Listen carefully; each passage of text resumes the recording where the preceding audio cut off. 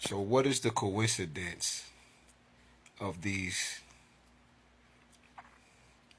men that are attacking black women, knowing that they have HIV?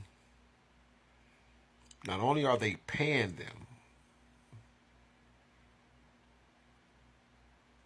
to leave their husbands, infect them, or put them out, while they make the man less fortunate, or just don't let the man just be down on his luck, or don't let it be that God that set that man down to figure out so he can see what's actually going on, like my situation. And then here comes a white T man, right, who's really on the down low, or some black guy who's really on the down low, that really don't like women but really hate men. But hate women, right? But is in love with their counterpart, their husbands. Pay the woman 50,000 or more, right? Woo them, seduce them each and every fucking way, because they're poverty stricken. Because we are a we are the kind of, we are consumers. We want shit right then and there. We don't like to be patient. We really, and we're tired people. We get tired of shit, right? But you got all of this going on with all of the states. They keep pointing out, oh, this state got 40 million people in it.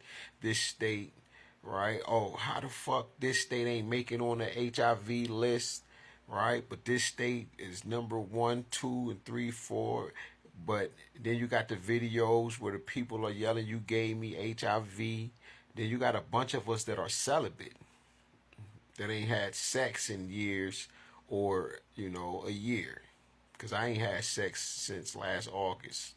I haven't been with anyone since I was with my ex. Now this woman burnt me, and I didn't know. And she had to went and got a cure. So by the third day, when I realized I was burning, I never been burnt before. I had to Google it. So this what made us stop having sex. I was like, I ain't fucking with her no more. I knew not to have sex with her again. Next thing I knew, I was in a goddamn mental facility, and she's talking about where you were acting crazy. I wasn't acting motherfucking crazy. Everything that you was doing was fucking wrong and foul, and a man, and some white tea man, and offered you $50,000, and you asked me would I take the money. I said hell no. I wouldn't take shit from nobody. That type of money come with a price on it. If somebody is truly your friend and they love you, right, they would have like, yo, let me meet your husband, let me meet your man. I've been with this woman 15 years. I thought this was the love of my motherfucking life. And I wasn't working at the time, but I had to sit down because, right, the shit I was going through, I done had about 20 motherfucking jobs in under a goddamn year. So I had to sit the fuck down and try to figure some shit out. I said, man, what the fuck is going on? So you got a bunch of people that was trying to force me into this kind of HIV situation. Think about it. That's how I look at it. She asked me about life insurance policies. I'm like, what the fuck is going on? Literally, she asking me, like, if you were to die, who would you want your life insurance policy money to go to? I'm looking at her like, what the fuck? She watching Snap. She's watching How to Get Away with Murder every motherfucking day throughout the day. This is her shit. She ain't doing shit but watching a bunch of murder shit and bad shit, mad at me because I'm watching Tarot. But Tarot was how I found out she was cheating. They giving descriptions about the guy she's dealing with, like from the head to the toe, her whole reasoning and why she doing it and what's going on, and the motherfucker said spin a block. I spin a block. I go up to the job like they said. When I get to the job, she's not there. She ain't been working all goddamn day. She left about 9 o'clock that morning, and she came back about 7 in the evening, 7:30, 7:40. I had to went to her job 3 motherfucking times. She wasn't there. I even asked her coworker. They run this bitch. They run the building. Like if undercover boss walked up in that bitch and shit, they gonna get one of them gonna get the building, or both of them gonna get the building. They gonna hand it to them because. But this before I even knew about the people hiding inside your energy, acting like you, and they really pieces of shit. I'm talking about this woman breathtaking. But the men that was on her, they targeted her because they wanted me. Put me in a mental facility when I turned down that 50,000 because you got to remember we in a relationship. Now I done found out. And since I done found out, it's to the level where she literally, she's telling me, shit, down there every day now. I don't want to hurt you. I don't mean to hurt you. I'm sorry, but I got to do what the fuck I got to do, basically. And like I told her, if that's what you want to do what you got to do. But I don't want no hands in it. I had them separated, and I'm just watching her. I can't believe that and then I'm feeling some kind of way as a black man. I'm like, damn, I'm not protecting her, right? And I done ran her to some white tea, but the whole time she been fucking with. I asked her how long she been knowing him, and she said about a year.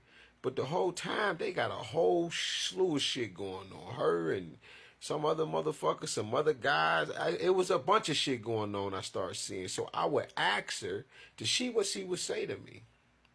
She would lie. And I'm looking at her, like literally, and I can see everything. I can feel the energy. But when I really start paying attention to how shit was going on and shit, I'm starting to hear the ancestors, angels, and God talk to me now. Because now it's getting to a point where it's time for me to die.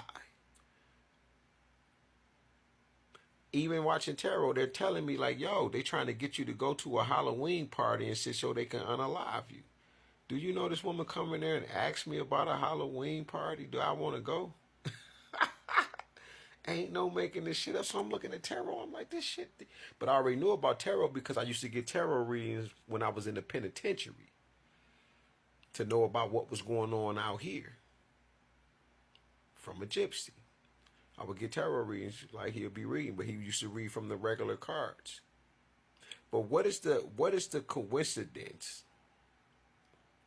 There is no coinky dink here about these men that are has targeted these black women. We first seen it with the white T dude who had infected like 500 African American women and Africans or something like that. And he ain't the only one, this white T, but he was offering them 10,000 and shit like that. So they were preying on these women. This is some of the most heartbreaking shit I've ever heard. Is because look what they did to us, right? Tom Burrell's Brainwash is an awesome book.